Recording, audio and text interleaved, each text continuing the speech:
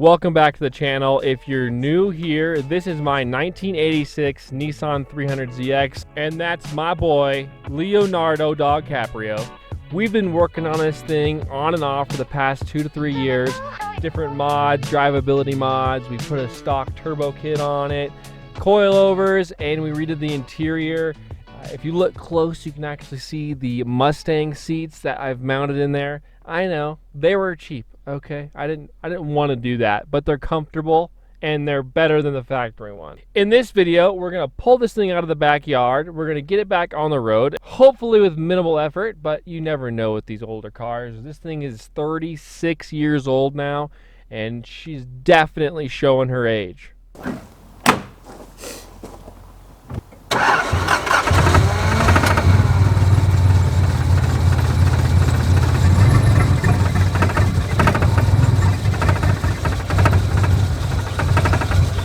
I promise you that's not rod knock, it's just the hood banging around.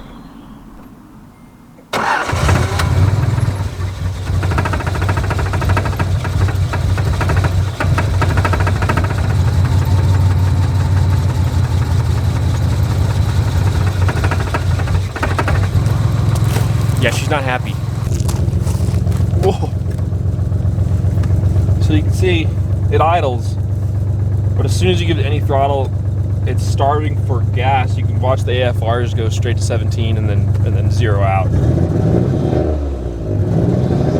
If you let it sit there, I think it's building up fuel pressure or something. But look, now I'm flooring it.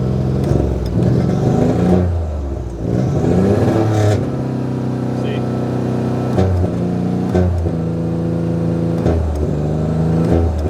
So I'm thinking we got a fuel issue. Let's take a look at the tank. Maybe it's empty. I don't know. The fuel sending unit has always worked in this car, and I don't park this car with like no fuel in it, just because it sits for a long time, and I rather have like 4 or 5 gallons in it so that it can kind of stay good. Well, it says it has a half tank. I think I'm gonna believe that. So I pulled the gas cap off, and there's a lot of vacuum in the tank, so we're gonna have to check on the breather tubes. Just make sure it's getting air into the tank. Because that's a problem. Also, it popped the fuel pump fuse, so that's probably an indication that we're gonna have a bad pump, or a clogged sock, something like that. So let's take a look at it. I don't even know how to get to the pump, so we're gonna figure it out. All right, I'm gonna try and drive this up front because I have no tools back here. I don't even know if it's gonna make it to the front. I'm hoping, but it probably won't.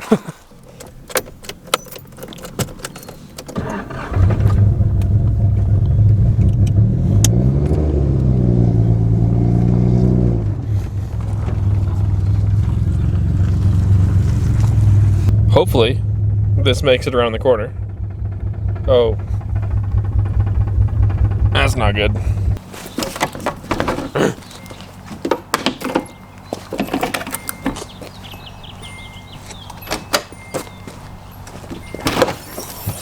Let's get this subwoofer out of here. Because, you know, you gotta have your music, bro. Come on now. I'm hoping you can access the fuel pump from back here. I don't remember. Oh, would you look at that, dude? Oh, look. No lighter.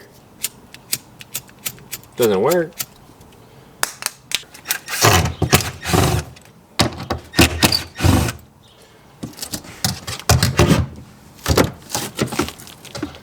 Well, no, that's not the pump. That's just the sending unit.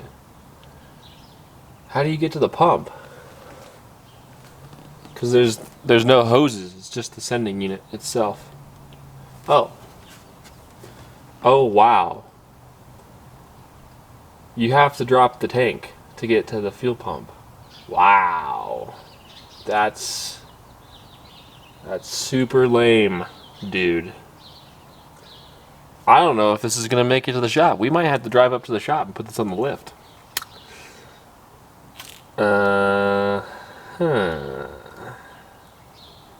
Why the f would they design it like that?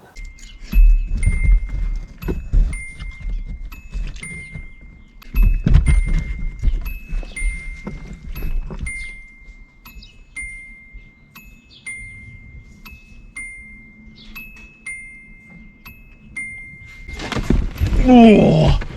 All right. Coffee in a pickle jar. Hopefully we make it.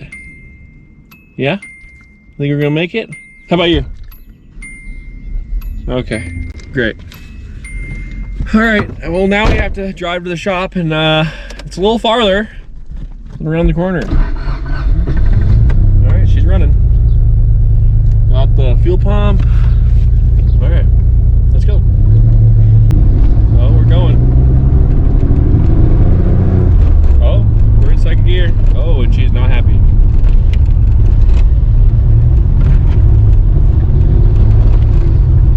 Oh yeah, she's not happy. We're going.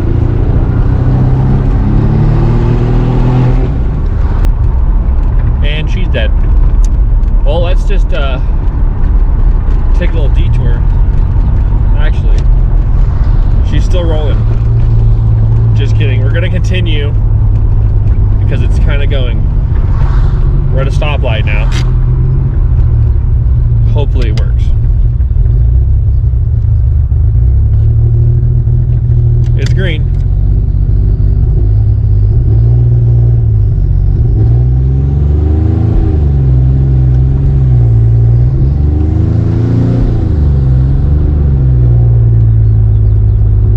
Yep, she is not happy with us right now.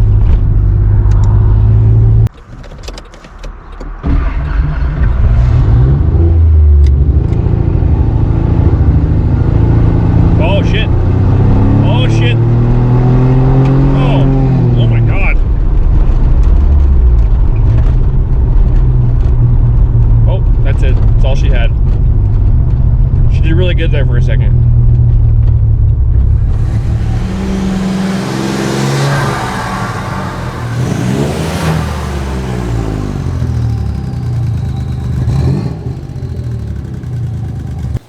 Okay, let's do this.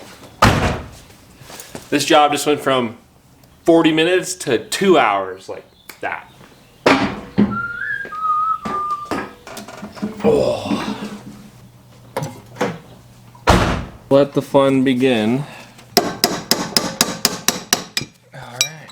The amount of shit we're gonna find taking this apart today is gonna be unreal.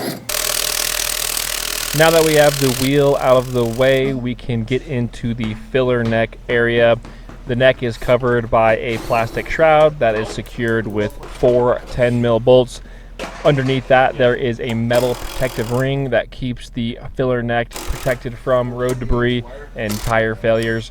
Once that is removed, we can start to drop the tank with the straps. The straps do have a long threaded bolt so that you can lower the tank and get access to the hoses on top. Really hard to get this on video, but there are 4 hoses that connect to the top of the tank. There is one for the back pressure when you're filling the tank that goes up to the neck. There is one that goes to the charcoal canister, and then your feed and return. Once those are disconnected, we can get this thing dropped onto a table because that is all I had, and it works just fine. Being that the tank was half full did not help this at all, and it was actually quite heavy. But it was nice having Ray there to operate the lift while I guided the tank where I needed it to be.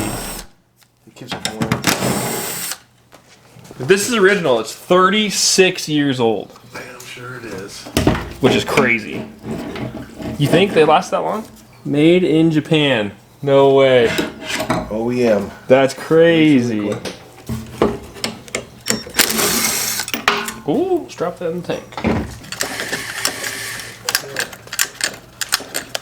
Oh, fuck.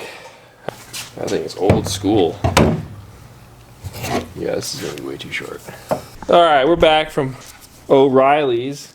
Got me some free injector tube.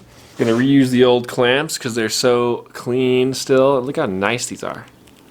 36 years old. Crazy. Now that we have the hose and pump installed, we have the final length for our wiring harness. We were going to solder these joints together, but the existing wires coming down from the top hat were somehow impregnated over the course of the 36 years. They were submerged in fuel and would not accept any solder. In lieu of the solder, we decided to use butt connectors, which turned out to be just fine. I rather solder joints when I can. In my mind, it makes me feel better, especially when it takes 3 hours to replace a pump. But, you know, Nissan dropped the ball on that one.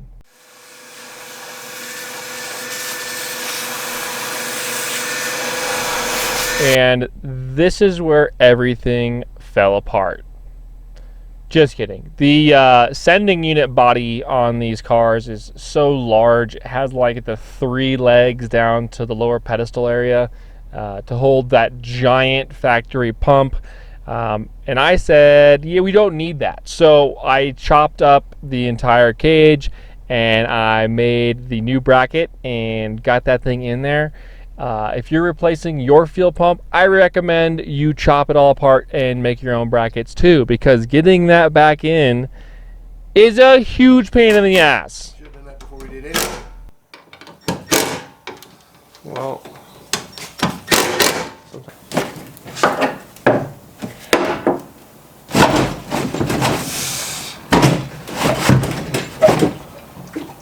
stop.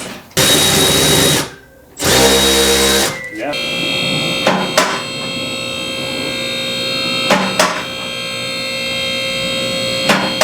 All right, so put a little bend in it there. Oh, it's beautiful.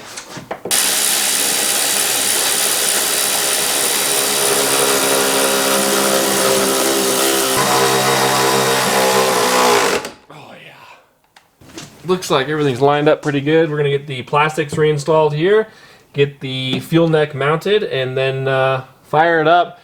It was really hard to blow through the lines, and that should just be the fuel pressure regulator, but it seemed really, really hard. So we're gonna fire it up. If it's doing the same thing, then we may have a blockage in the line, so we'll have to address that. God, I don't want to take this tank back out. Definitely not taking the tank back out again.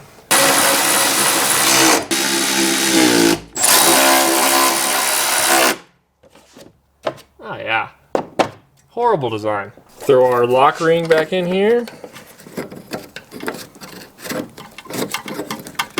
Not gonna lie, I was pretty concerned this wasn't gonna line up. But it did. Super nice.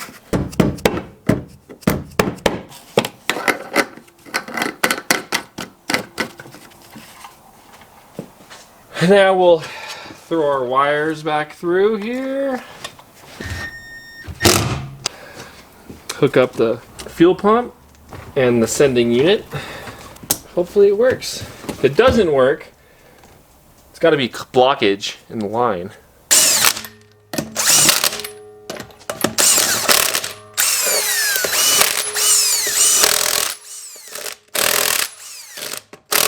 Alright, let's fire it up. Just getting the batteries unplugged.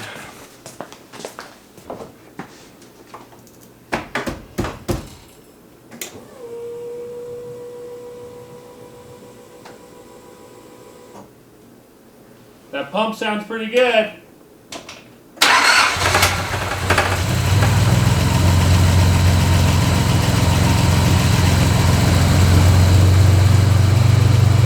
Sounds pretty good. We'll warm up a little bit and then we'll hit her.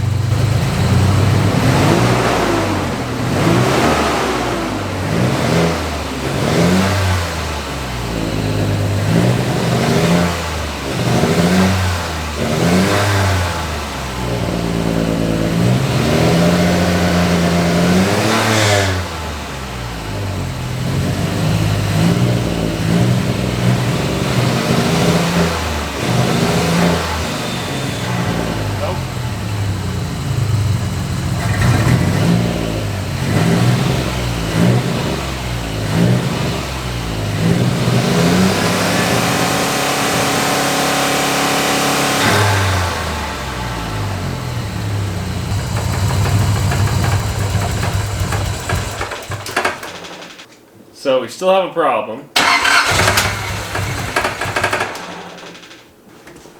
As I suspected, the fuel pump fuse blew up. That means it's working very hard.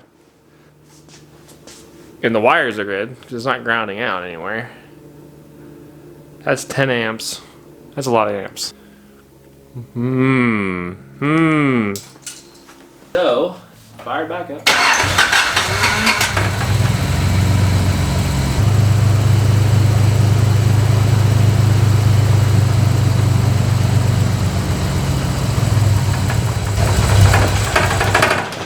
You think it popped the fuse again? Oh yeah, totally did. Fuse number 2. Well, the fuel pump probably wasn't bad, but it's nice to have a new one in there. Let's check the return line. We're gonna pull it off here first and blow out the return line, make sure it's clear.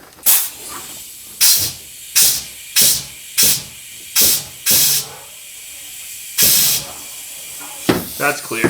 So, put this here and pressurize the feed line.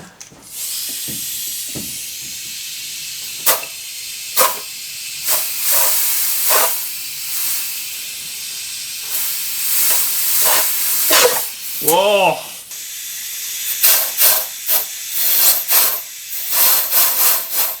Now we're gonna blow it backwards through the regulator. Let's put the fuel lines back on.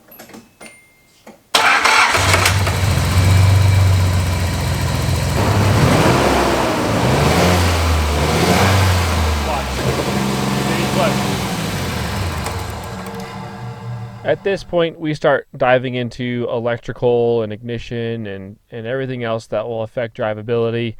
These cars do have overlapping fuses for some things. So if you short a sensor, it may pop a fuse that you don't think is associated with that circuit. You really need to pay attention to the wiring diagrams on these things because the labels on the back of the fuse boxes typically won't say the entire circuit they are powering, and that could definitely throw you for a loop. We checked the rotor, we checked the inside of the cap, and they didn't look good, but I don't think it was going to be the issue. So we kept testing things, and this went on for a little while. Rotor doesn't look good. Fine. No. Sand it down. Sand it down. Throw it in there. I mean, it's got another 200 thou in it, you know? No? All condenser is. All right. Weird. Okay, fire it up.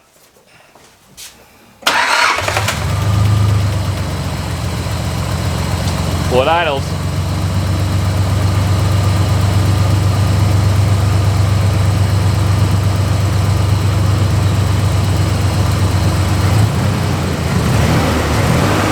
Very lazy.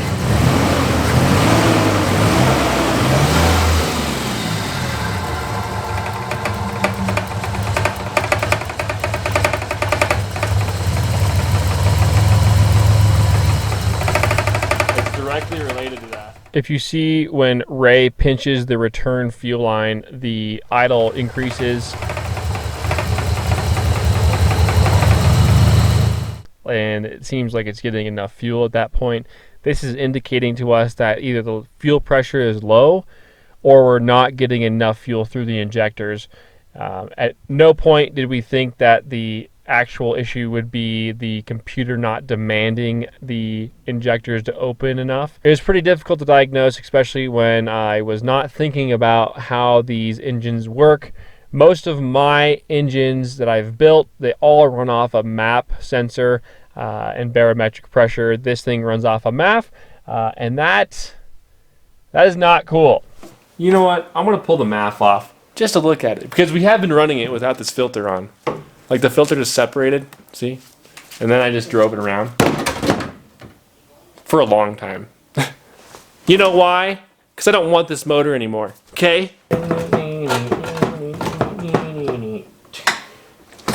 Okay.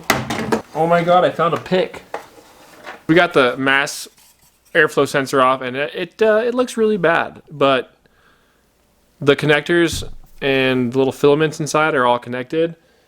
So I don't think it's going to be the issue. It could be, but I don't I don't think it is. Hard to see. I mean, it is pretty dirty in there. We had some leaves and stuff in there. We're gonna blow this out and then use some isopropyl alcohol to clean it because I don't have math cleaner. And then we're gonna stick it back in. All right, you wouldn't believe it. It's gonna make me a liar right now. Watch.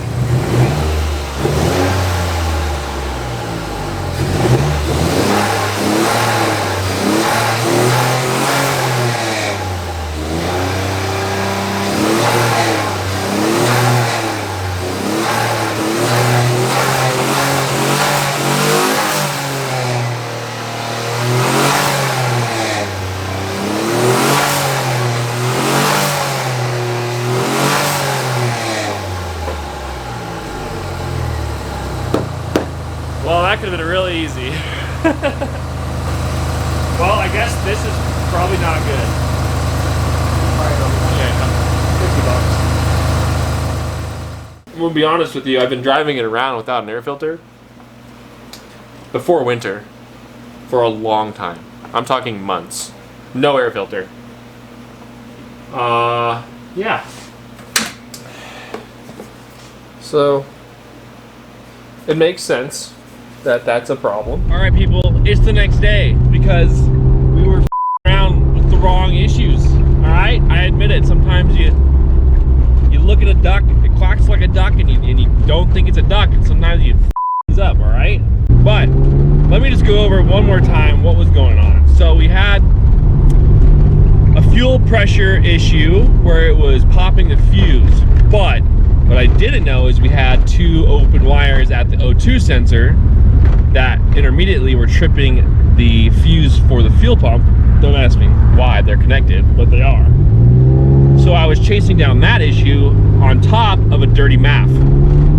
And like I said, I've been driving this car around with no air filter for like 6 months, 7, 8 months, lots of months. Because I just don't care. And you know, I don't care. This motor, it feels like it has low compression and it burns oil. So you know what that means. Probably gonna put an LS in it or something stupid like that. So we're gonna go take it for a little spin here. Leo's enjoying himself.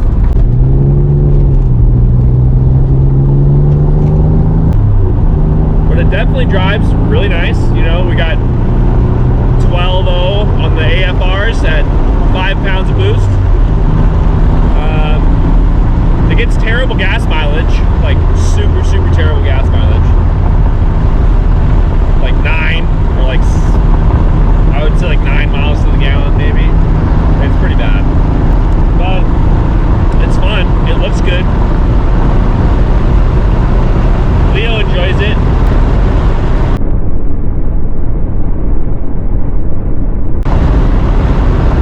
It needs an alignment really bad.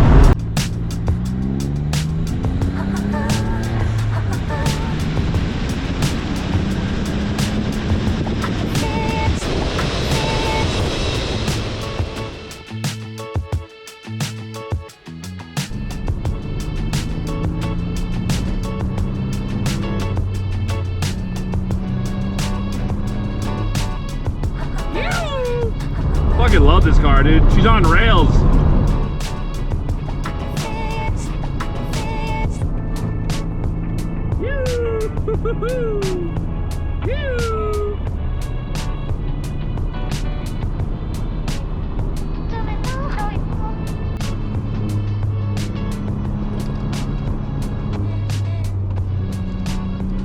Never lift, bro.